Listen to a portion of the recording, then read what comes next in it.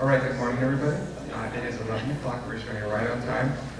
It's great to see you all at the 10th Old House and Barn Expo presented by the New Hampshire Preservation Alliance. The statewide membership-based historic preservation organization. This gathering is a part of our ongoing and expanding work to help provide information to help people like you who are caring for old homes, barns, and community landmarks. We hope that you'll become a member if you are not already. Memberships help us save more 7 to save properties, advocate for preservation at the state and local level, and expand the preservation toolbox so we can encourage more preservation investment. Learn more about the Preservation Alliance services by visiting our booth in between hearing great talks like this one. Don't be afraid of a cheap old house.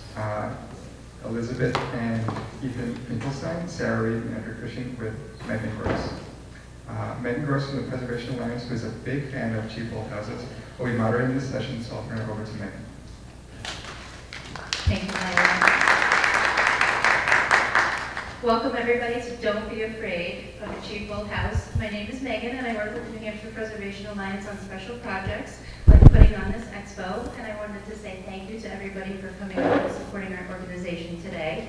I have a quick housekeeping announcement. Kyle from Manchester Public Television is here in the back of the room taping this session, and he may pan to the audience during audience questions, but I wanted to get a show of hands. If anybody is uncomfortable with being taped, show your hand, and then we will not do the panning during the audience questions. Anybody uncomfortable being taped? Okay, great. Kyle, do you want to do?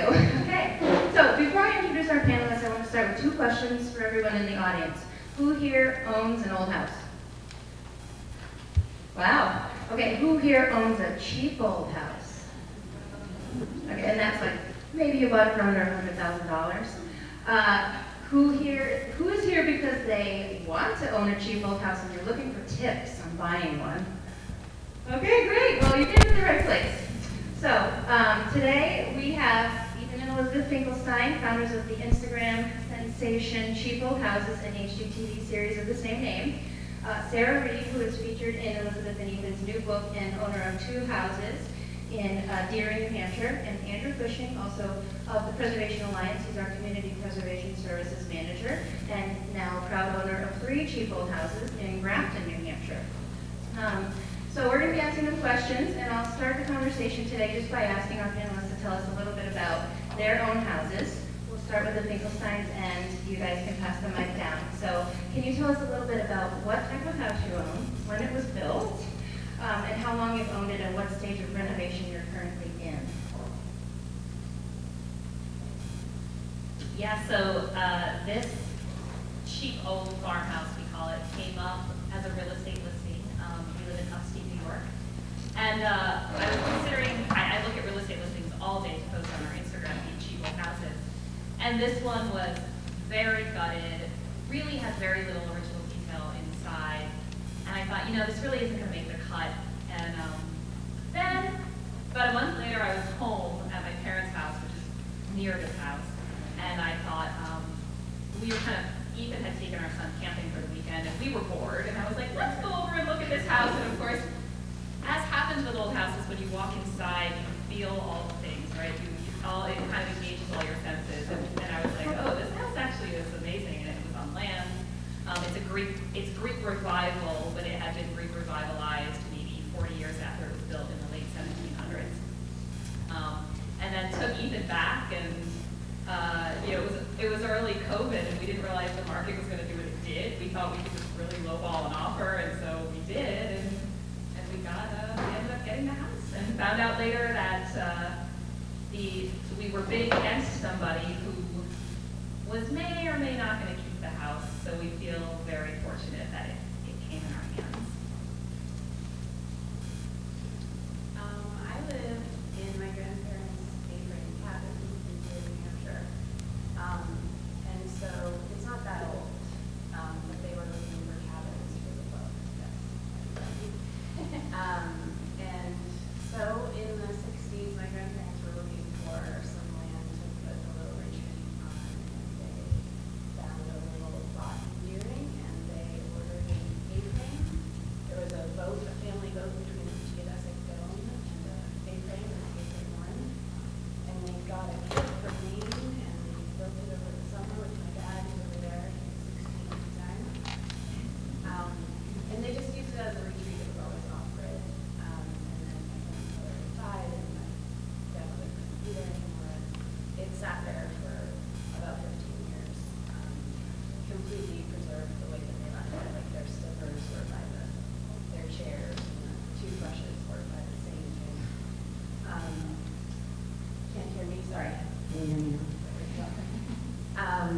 And I always loved it. I would visit as a child, and A-frames are a really special structure. If you've ever been in one, you know it kind of creates a sense of awe in that peak. But as you also know, probably in New Hampshire, property taxes are pretty expensive, and my family just couldn't hang on to it anymore, so there was a discussion about selling it.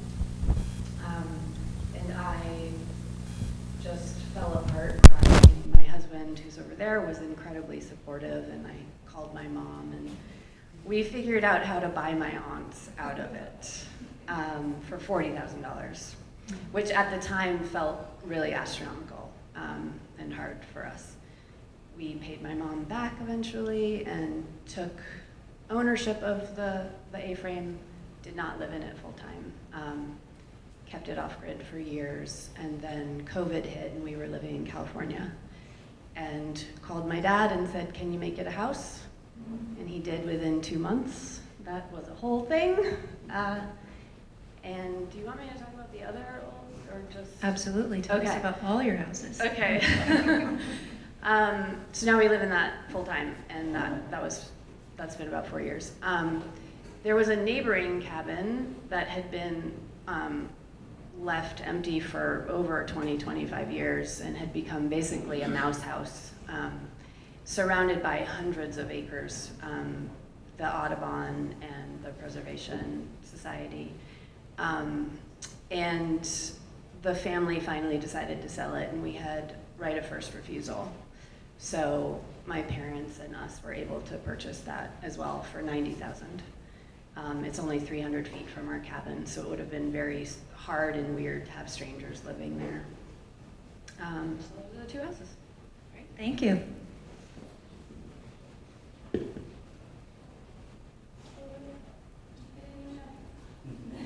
That's the second cabin. I think Dad's coming up. That's Eric. I'm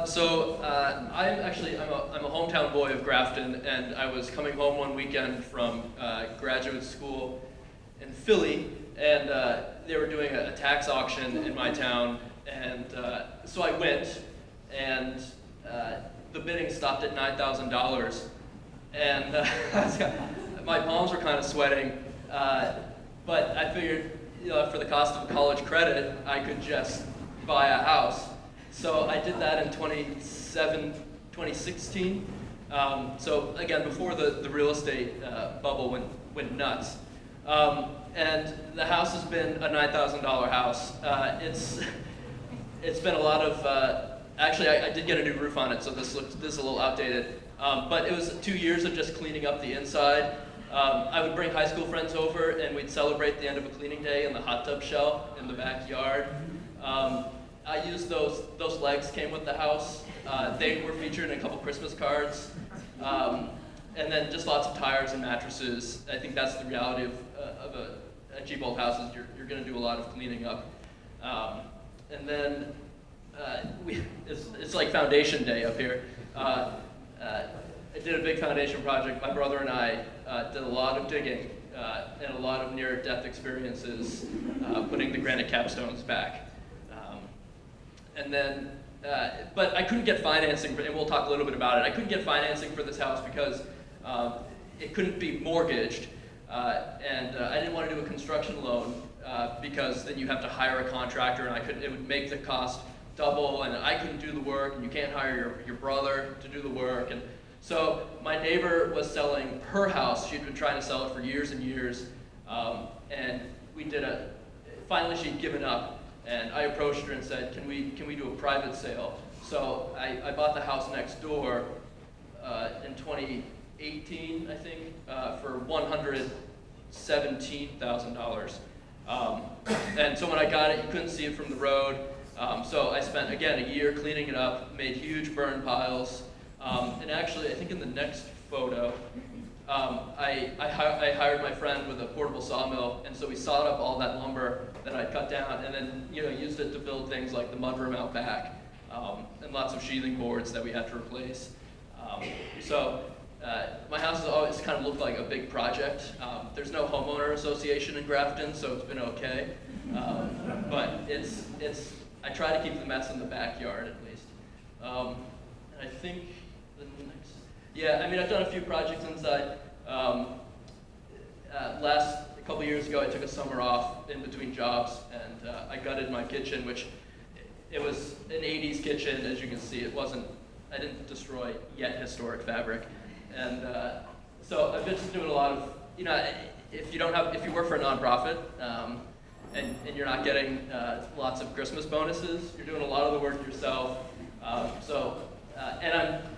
We'll get into this too. I'll save it for later. But if you work for a nonprofit, you have a lot of connections and you know a lot of people who can help you in your kitchen renovation, right? Yeah, that is true, yeah.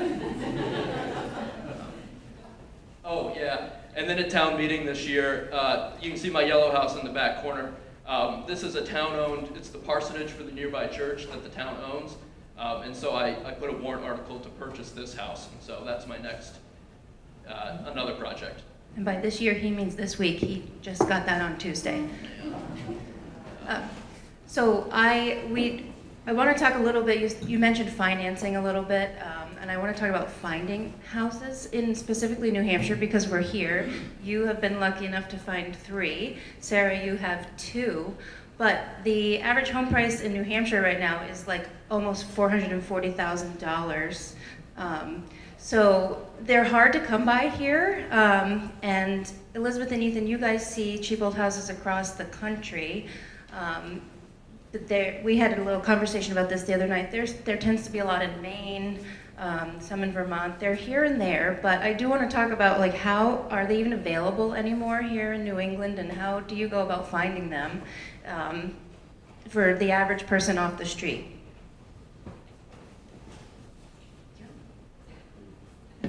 Okay, you can. I'll start.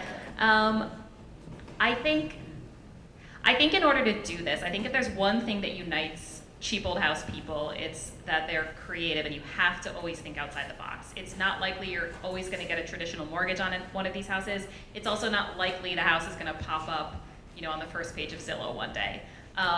You might have to get creative. We have people who have knocked on doors and said, if you're ever considering selling this house, or they see an abandoned house behind trees and they're curious about it and they track down the owner and they try to get that information. I think, Sarah, you got your houses in a non-traditional sort of creative fashion.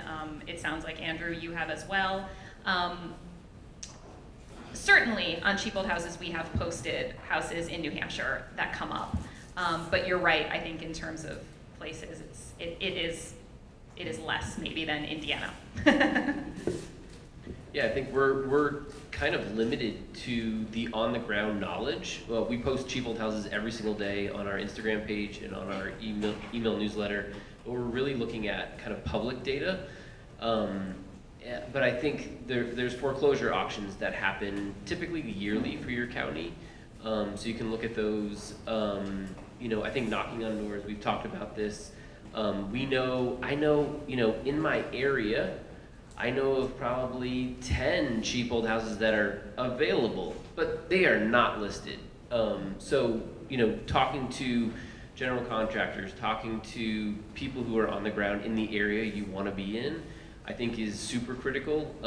They just might have a pulse on someone's grandmother's, whatever, that, there's a house that's way back in the woods that no one's ever seen, that's completely overgrown. We have so many success stories of people who, have just, knocked on doors and found houses in very unconventional ways. And how about free houses? For those of you who may not know, there's several free houses available in New Hampshire right now. There's one in Rye, Laconia, correct? Maybe Laconia. I know one in Kensington. Homeowners who do not want these houses anymore, want them to be moved off their property. You have to find a way to do that, but we can help. Call the New Hampshire Preservation Alliance, we know people. But if you want a house for free and you can move it and you have some land to move it to, that's another way that you could possibly get a house that you're looking for. Okay, so should we talk rehab, repair? You didn't really mention what stage of the process you're at right now in your houses, so let's go back to that. Sure, and these two mentioned the price. We ended up getting our farmhouse for $70,000. It's on 10.5 acres, which we're very I'm honestly like, isn't the land alone worth that? It almost seemed like the house was considered a liability, which was interesting. So we are, we're 3 years in. We don't live in this house because you can, and I think everybody sees their house as a little bit different in terms of what it's bringing to them, and for us, this is an opportunity for us to really truly restore this house to what it would have been like in the 1700s, because it had lost everything. It was a very, very sad situation. And so for us, because we don't have to live in it right now, we are taking our time. If it takes us 2 years to find the mantle, it takes us 2 years to find the mantle. And we want it all to be, old, authentic things, so it looks like it's always been there. So we're getting there. We're pretty done. Yeah. And how long did that take to get to that stage? Yeah, well, it really helps to have a dad who does all the things across the street. So he made it a real home, winterized it, or he knew people who did that. And he and I worked on the cabin next door over the last 3 years. We took that one slower. We didn't take out loans for either of the houses, and we would just add every year. 1 year we put in the septic, 1 year we put in the electrical, kind of putting out fires according to how hot they were burning. And sure, there would be improvements I would love to make, but they're pretty done. That's great.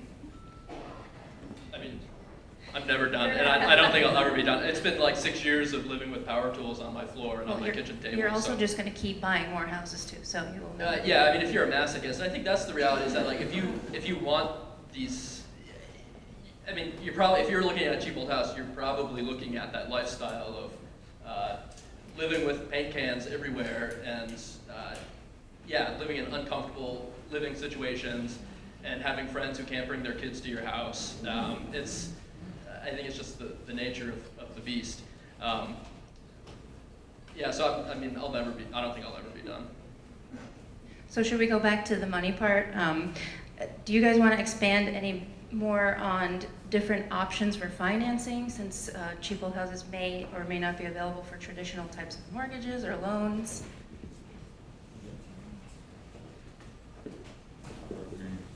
I think, so New Hampshire is a little bit different, and I was talking to Andrew actually about the tax credits here, or not really tax credits, but it's more, you're able to get your property tax are able to kind of be deferred for the work that you do on the house if you're in a historic district. Is that correct, Andrew? There's a lot of asterisks on that, but there are potential property tax incentives depending on your town. So in New York State, we have property tax incentives that give us dollar for dollar tax credits. So it's 20%. If it's a commercial building, it's 40% with federal, but it has to be in a qualifying district. So every state is different in terms of how this specifically works.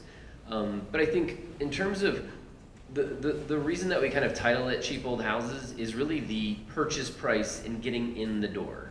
Because I think in so many cases, people are trying to hack the system in terms of how do you find a house. And not a lot of people can qualify now for these $500,000, $800,000 mortgages that have astronomical interest rates.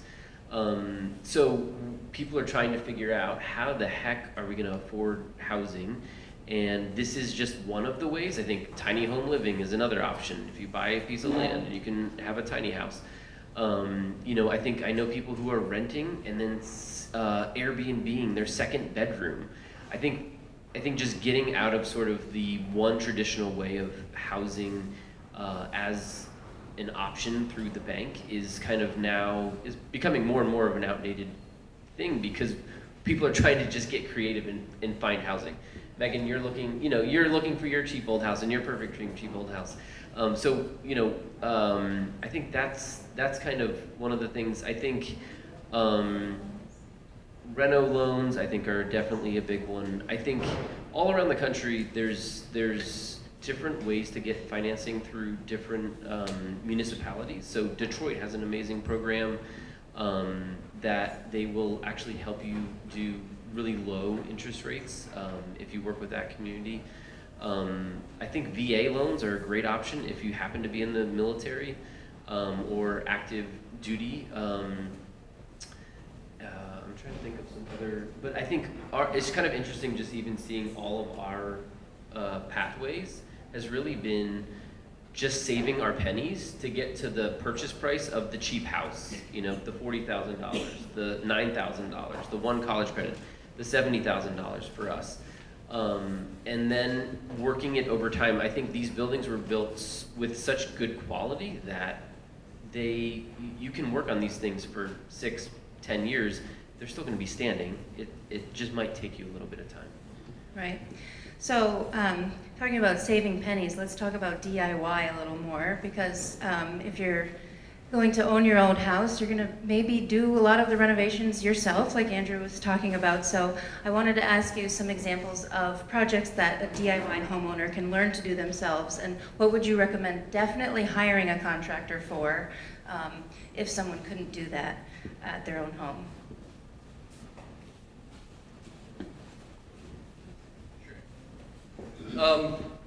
I mean, actually, Ethan, I think you had said yesterday that it's almost nice to have a little practice house before you have to do it on your own house. I've made a lot of mistakes that I'm not proud of, or I've done twice now. But I do I built my kitchen cabinets. I'm a Boy Scout carpenter. But the nice thing about older houses too is that because nothing is level or straight, and because maybe the cabinets were just beadboard fronts, it's easier to do. I hate roofing, so I don't like heights. So I've done some of my roofs, but I've hired out for some of the roofing. I'm not very good at plumbing. So I think you kind of learn what your strengths are, what you're comfortable YouTubing and figuring out, and what you're really gonna just set aside.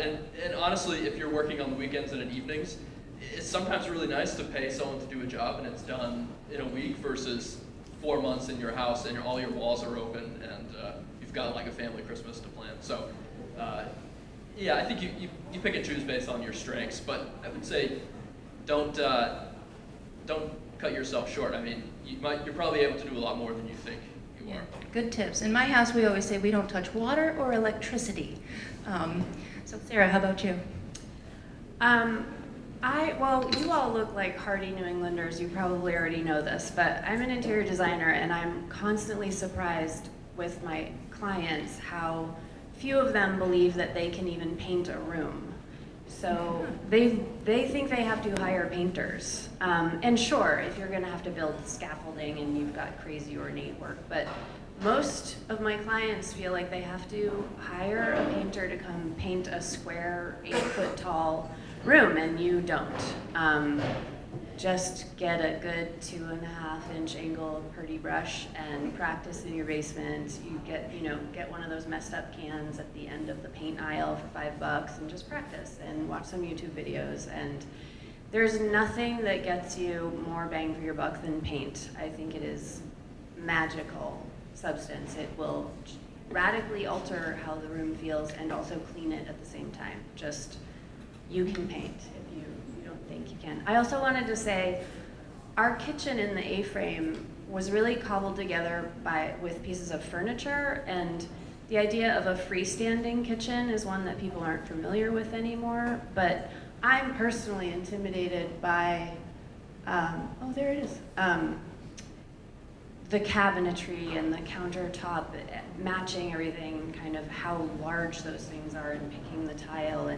But if you're picking beautiful pieces of furniture that go well together and then function well in a kitchen, you can do it much more quickly with a freestanding kitchen. So this one's very cobbled together. My dad kind of did that shiplap around some cabinets. Every counter surface is different.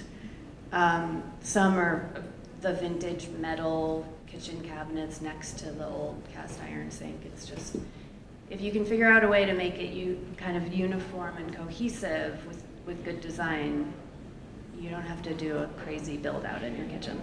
So did your dad help you with most of the projects because he's a jack of all trades, or did you hire out contractors for certain jobs that you guys didn't want to touch? We hired out plumbing and electrical, and he got some help with the roofing. Anything else? He did everything else. Okay, I see a theme here. And also, like, by watching him, I figured out, oh, I want shelves. The A-frame is really hard to, there's no storage, and everything is at an angle. So I wanted to build shelves, and I had watched him for years, and I felt like I can get out a saw and figure out how to use this impact driver, and I built this whole system of shelving for the books, and you can't see them in the photos, but yeah.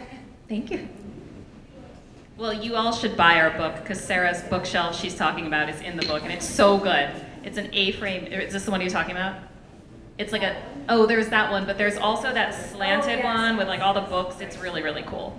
By the way, our book is a collection of 25 other people who have purchased cheap old houses all over the country and are restoring them.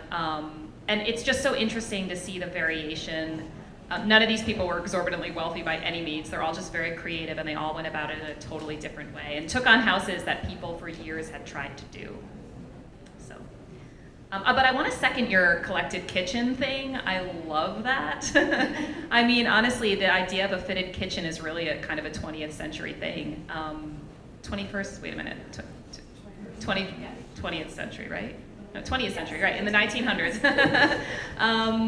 Yeah, and I think kitchens can be such an expensive thing, but you can have a beautiful kitchen that feels like it's been there forever if it's really a collection of non-customized cabinets.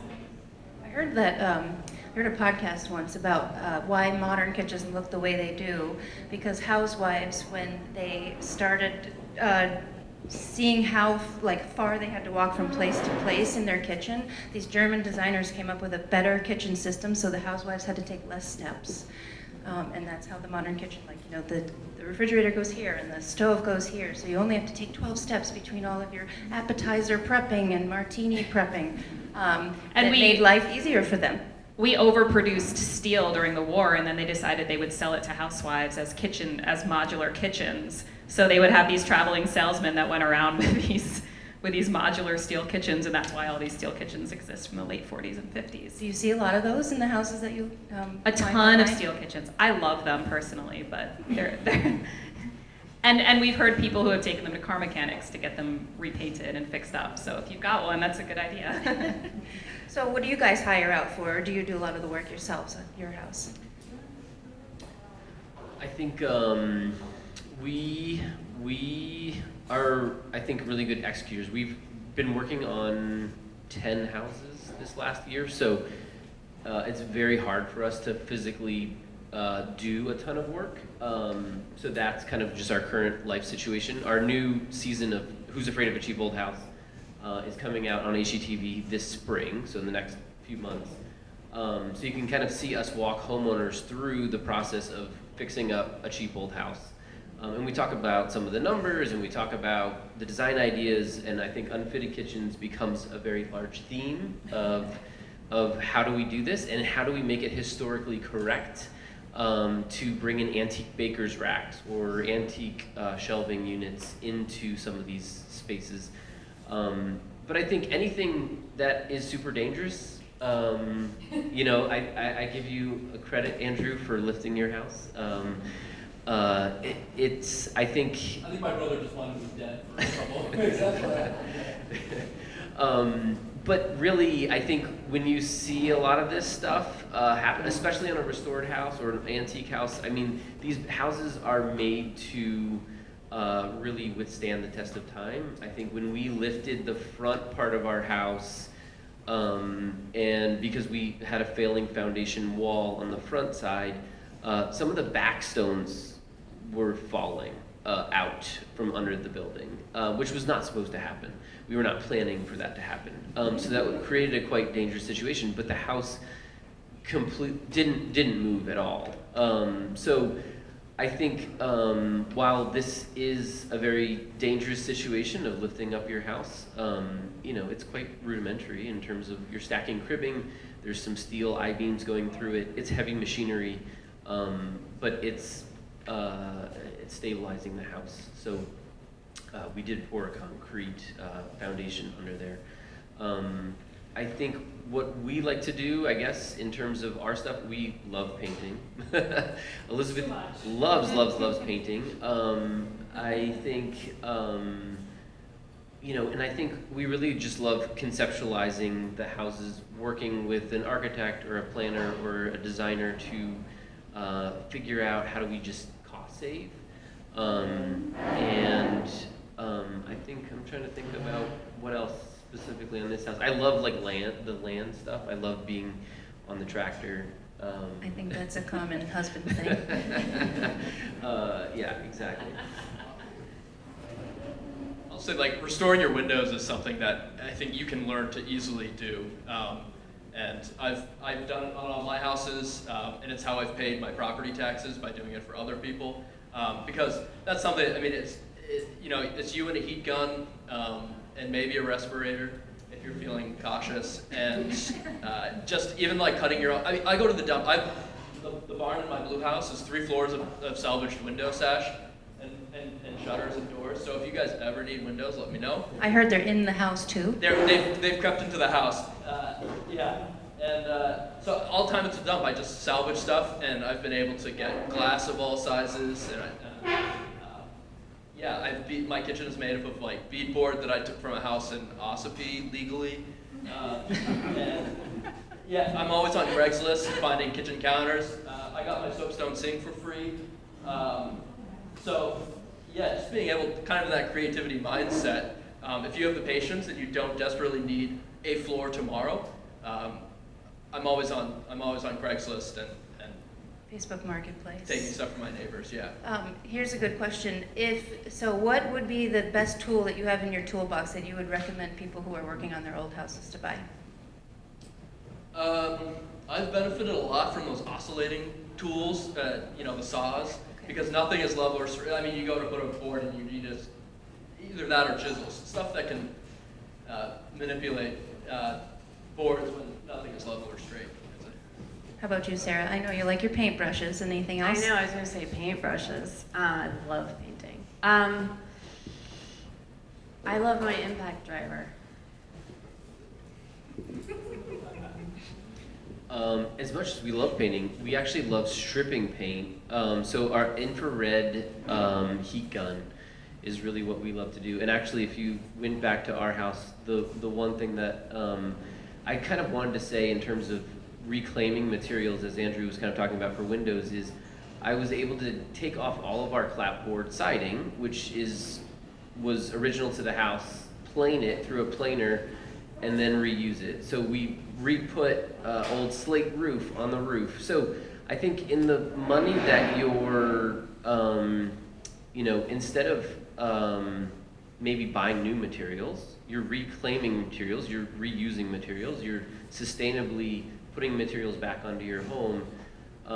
I think that's a huge just cost savings from a material perspective, if you can reuse something. So that's just a fun, and so the same goes for the heat gun, because you're stripping your windows. These windows are made to operate perfectly. If they were painted shut, you can strip them completely, just even of the paint. And that goes for really any surface that's painted. So all that trim work we kept and was just stripped first and then repainted and sanded up a little bit.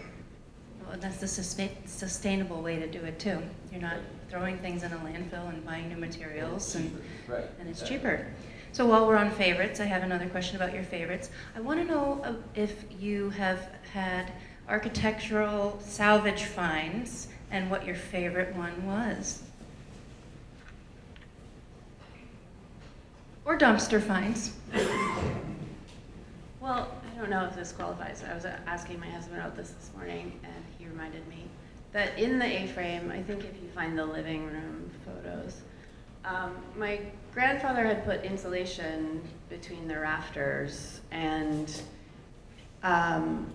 what we stripped it out and insulated on the roof so that we could see the rafters and see all the original horizontal siding, which not only makes it look more beautiful, but it's such a small space that if we had had to insulate for real this time, living there year round, it would have felt much smaller. So I think when people walk into this room, that's really what they respond to, is seeing the horizontal lines of the panels on the outside.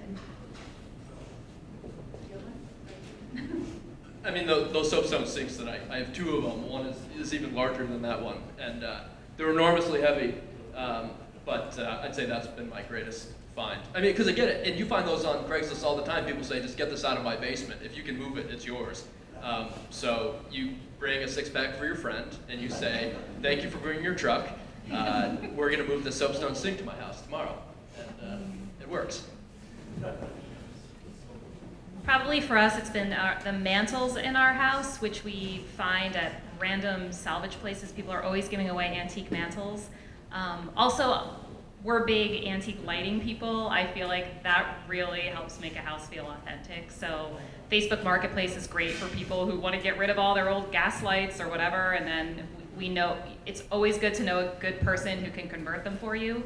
And charges, I think, like, maybe $50 to make it, work in your house, to put sort of modern electricity through it.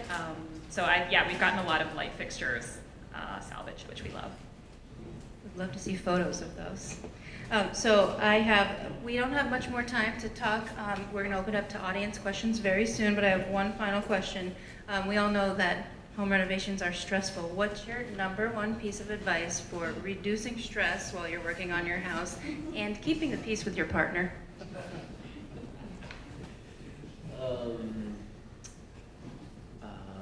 I think knowing your roles is probably, and having a lane. What are you good at? What are you bringing to the table? And, obviously there's going to be disagreements and conversations, but I think kind of having established roles is kind of huge. I think, I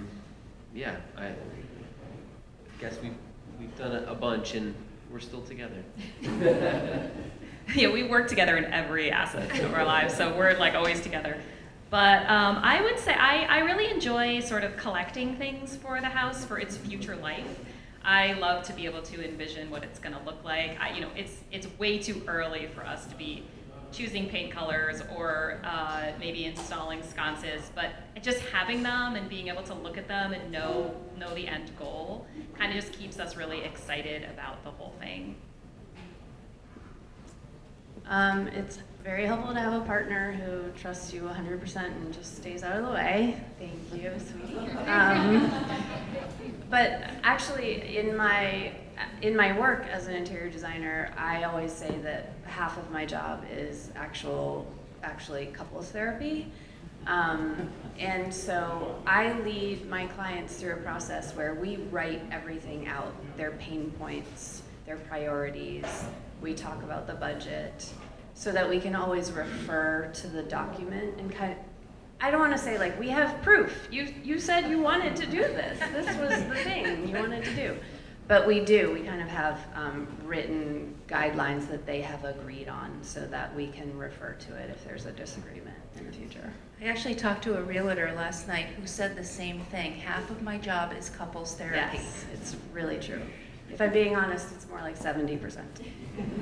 Andrew, any tips on reducing stress? I feel like I'm going to bring down We're trying to keep this upbeat. Upbeat, I know, but there are days where you're going to have $300 in your checking account, your appliances have all failed, and you might be involved in your town something, and they infuriate you. I mean, it's because that's something we didn't really talk about is if you're living in a cheap old house, you're probably in a cheap old town, and that comes with drama and frustration.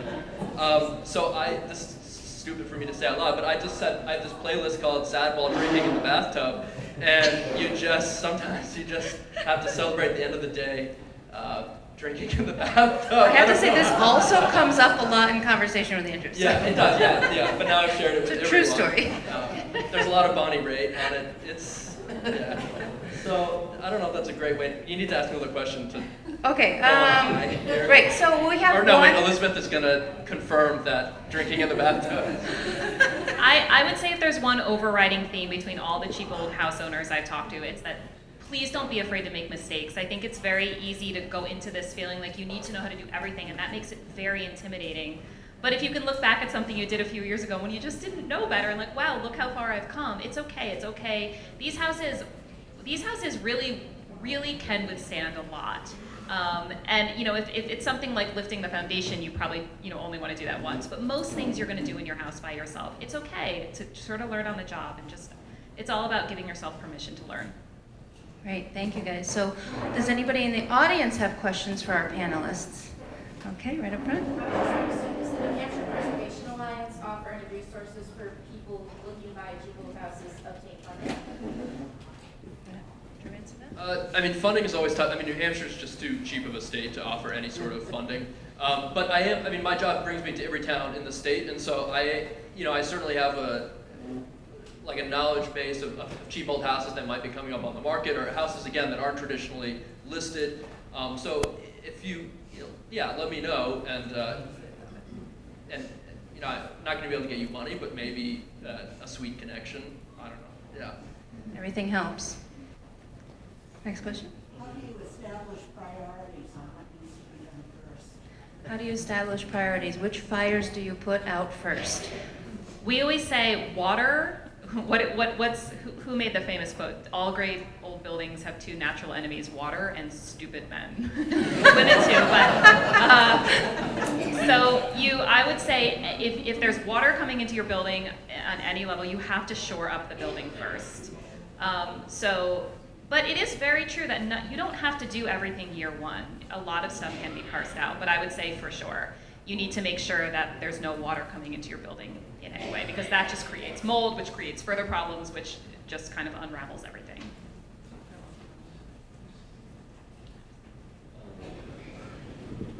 Any specific questions about your priorities that you're, I don't know, is it overwhelming? Is you, It's very overwhelming, right. limited resources. I have a house of 1700s. 1700s house. She says it's overwhelming. General has gone in next door, about 1700. What did you say went in next door? Dollar General. A Dollar General. Oh gosh, our best friend.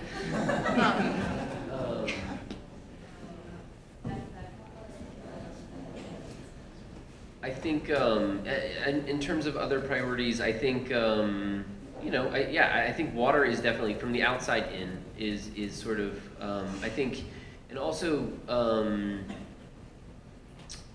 don't know, I'm thinking about like insulation. If your heating bills are super high, insulation could be on that priority list.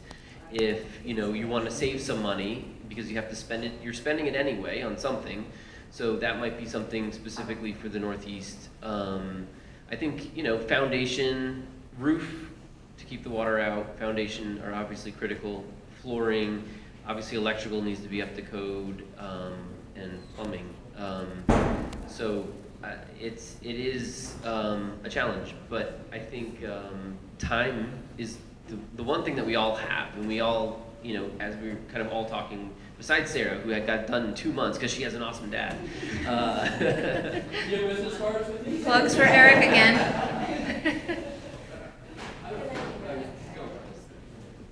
I would just say safety first. Anything that literally threatens your body. So the water, the heating situation, electrical. But I would really encourage you to allow yourself, give yourself permission to prioritize little treats for yourself. So maybe you can't do the whole kitchen and it's really overwhelming, but you want a certain type of sink. You can find it used, you can find it in a salvage yard, and stretch yourself a little and just get yourself that sink that every time you use it, you're just gonna be so tickled that you did that. And it can go on the bad Formica countertop for a couple years until you can replace that. But give yourself little treats, and only you know what those would be, but allow yourself to do that. Yeah, I totally agree. And I had vinyl windows in the front of my house, and I hated them so much. And it was like winter, and I said, you know what, this is the year I'm gonna get. I had Arch Weathers, shout out to Arch. He's one of our exhibitors. Go see him on the show Custom floor. make me some windows that fit the openings, because even though I have a barn full of window sash, they never fit any project I have. And it was the worst timing to do it, but it was the one thing that just made me feel like I've made progress, I've done something that's nice,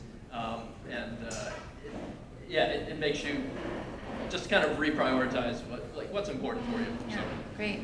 Any other questions from the audience, sir? I realize we're in New Hampshire, and most of New Hampshire is rural. But in the beginning, when you were talking about acquiring properties, other than even mentioning Detroit, there must be a lot of cheap old houses in urban situations. And I see that as especially beneficial in an urban situation where if you do a good job, your return on investment becomes much larger than in a rural setting. A lot of the cities that we post often on cheap old houses have land banks, which are great resources for, these are properties that have been foreclosed on, that the city is selling off for $1,000, $5,000. Syracuse has a very large land bank. Detroit has a land bank. Kingston, New York, Philadelphia, Buffalo has one. We have a friend who's starting one in Peoria, Illinois, which is another big cheap old house city. The cities are, and it's interesting, right? Like, not everybody, we think everybody wants to get that cheap old farmhouse, but a lot of people that follow us are really interested in investing in a city, and I think, Sarah, we were talking about that with you, and being part of a community. And like, one thing we haven't really talked about today is it's such a great way to meet people any place you move, because you meet other people who are doing it, and it's a requirement to pound the pavement, to ask around, to get names of contractors. And so it was like an instant community when we purchased our cheap old house, for how to meet people and people who are just really help you through it. I think the other, in terms of just thinking about the biggest bang for your buck in terms of what is it going to appraise for. I think if you buy a cheap old house, the exterior curb appeal is going to be huge. Getting the house painted. A kitchen is going to be kind of a first thing that you might want to think about, because most home buyers are going to look at that, and how do you get your appreciation of your dollar that you've invested. I think we talked to the Daily Mail. There's a good article specifically around this topic, and they wrote an interesting article, and they interviewed a few cheap old house owners that bought houses for about $200,000, or one was $200,000 and one was less. They both said that their investment was quite high, that now they could kind of look at almost $1 million. And I don't know if that's necessarily true and if they got that appraised, but they were quoted as such in the Daily Mail piece. And one of them is a fantastic farm in a beautiful federal house in Michigan. And that's, I think, in a more rural setting, actually. But I think the cities might be a good place in some cases. Well, thank you. So unfortunately, we are out of time. We have a few more fun things to do. Milo has some closing comments, but I wanted to remind everybody that Cheap Old Houses, Elizabeth and Ethan will be signing their book in their booth over on the show floor just after this talk at 1 o'clock. Go buy their book. You get a free t-shirt if you purchase a book. We also have a giveaway, and the lucky winner of this signed copy of Cheap Old Houses is now Alan, who just sat in the chair with the green ribbon on it. I secretly tied a green ribbon to a chair earlier, and you just sat down, so you won this book, Alan. Alan's my neighbor in Kensington, and I have been trying to get him to sell me one of his houses for the past couple years. Every time I see him, I say, Alan, can I buy that Brick Creek Revival that you're renting out right now? So one day I will convince him. So I wanted to say thank you to you all. The four of you are truly inspiring. I hope that everybody here enjoyed the talk today and are inspired to go out, do some more DIY projects at your own houses, possibly buy one. And Milo's going to do our closing comments for us because there's a great talk coming up next. Thank you, Megan. So thanks for joining us this morning. We'd like to acknowledge the wonderful sponsors that made this expo possible. With a special shout out for the session sponsor to Interglass and Vintage Kitchens for their support. As Megan mentioned, Elizabeth and Ethan will be doing their book signing for their cheap old houses, which features Sarah's house as well as the only NH house represented at their booth at noontime, which is now. Next up in this room is Notre Dame de Paris, The Journey to Rebuild the Spire. And thank you.